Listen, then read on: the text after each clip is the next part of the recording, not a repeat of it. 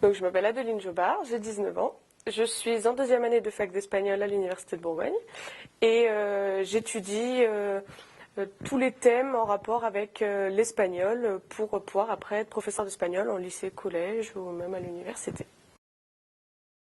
Mais je suis sortie de terminale en pensant que l'espagnol était une langue simple, sans difficulté, et je me suis bien trompée parce que c'est pas si facile que ça. Le lycée c'est plus global, alors que l'université on rentre dans les petits détails de la langue espagnole. On accentue beaucoup plus de choses sur les points de grammaire en espagnol, sur la version, la traduction de texte, les conjugaisons, à savoir par cœur. Il y a une grande différence entre le lycée et la fac, déjà au niveau de l'autonomie.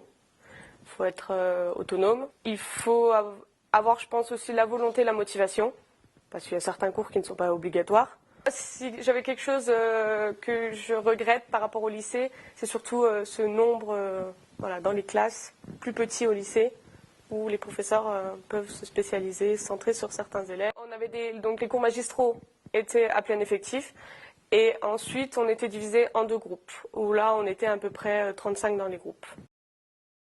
Je me suis organisée moi-même, j'ai l'habitude d'être organisée seule, donc je rentre le soir, je fais mes devoirs, je reprends les cours que j'ai pas bien compris, ou alors je les complète. Je joue beaucoup avec les couleurs, ça me permet de comprendre beaucoup plus facilement. Si j'ai pas compris quelque chose, je me le note et je pense à demander au professeur la séance d'après.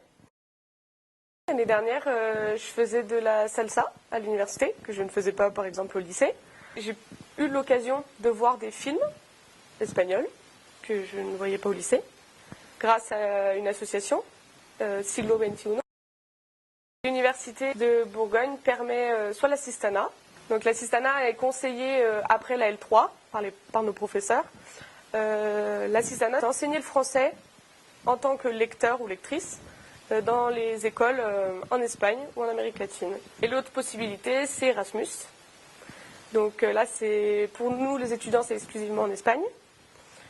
Et la démarche commence dès la deuxième année pour partir après soit le premier semestre, soit le deuxième semestre de la troisième année. Eh bien, moi, je trouve que l'université, elle est vraiment bien située. Déjà, au niveau de la rocade, l'autoroute, c'est plutôt simple à y accéder. Et c'est très très grand pour un petit peu toutes les filières, voire toutes les filières. Je trouve qu'il y a vraiment plein de choix d'orientation. Et au niveau des bâtiments, elle est belle. C'est une belle université. On a des beaux bâtiments. On a des classes plutôt confort. C'est avec plaisir que je viens à la fac.